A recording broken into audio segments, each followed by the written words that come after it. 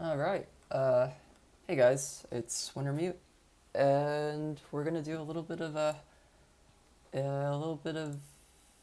oh frickers. I probably shouldn't be streaming that, should I? How did I? I guess that works. This is strange. I don't know how to fix. Okay, just bear with me a second here. Oh, check this out. Okay, let's see.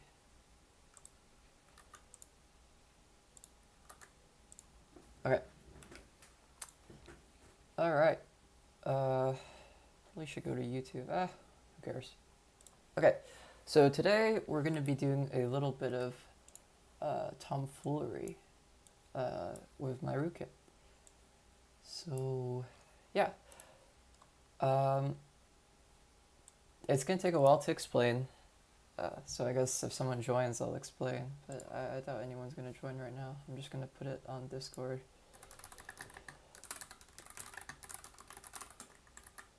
Wow. I don't know. Maybe Cyril will want to join. Okay. Oops. Okay.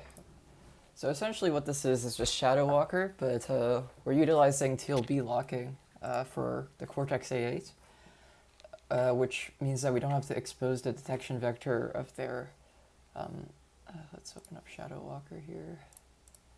Which means we don't have to open up the detection vector of their page fault handler hook. Yeah, so this is just basic split TLB, exploiting split TLBs. But I was thinking the other day, well, how can I generalize this?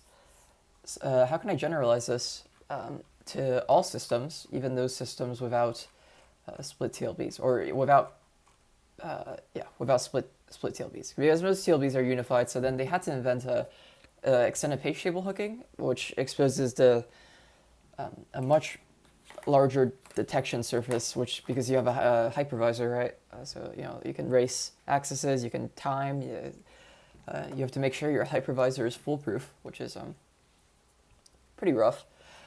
So yeah, and I came up with this, which is let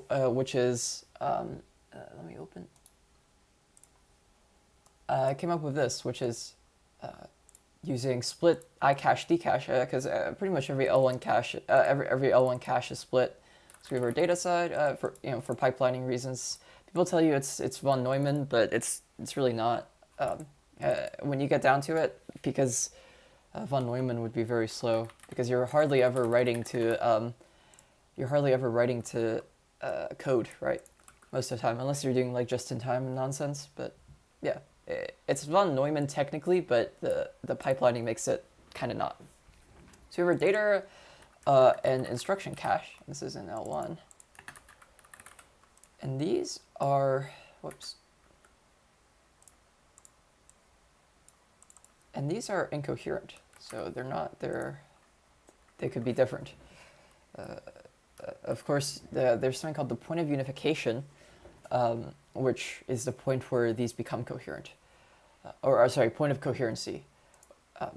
Point of unification is where they become coherent with main memory, I don't know. But yeah, but the point is that the L1 is not this point of coherency.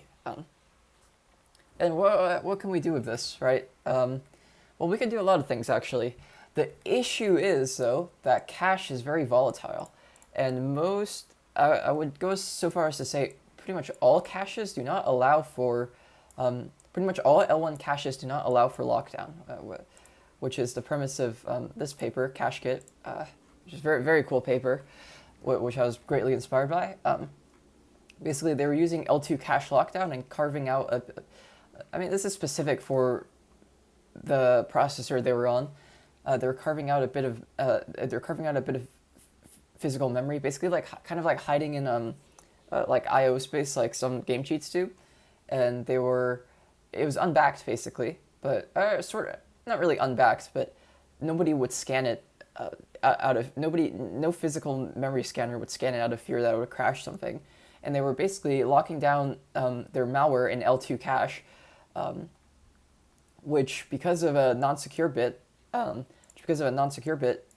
thing means that introspection from a trust zone would not be able to see it because it's in cache and it's non-secure. So, well, okay, but I found a bypass. I found a way to mitigate this. Actually, it's very simple. It turns out you can dump cache contents and TLB contents from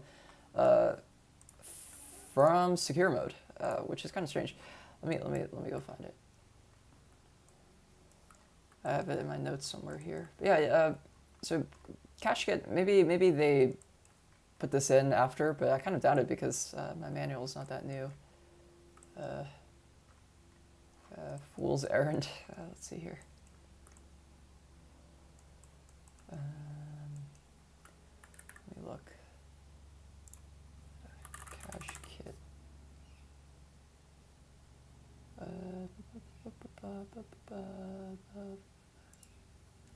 Oh, it might be here actually. I haven't touched this in a while.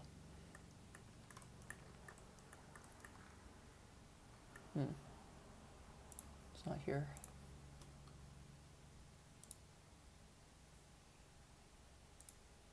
Yeah, there's something interesting there where I'll get to the most frequently used thing later, just kind of how I got to this point.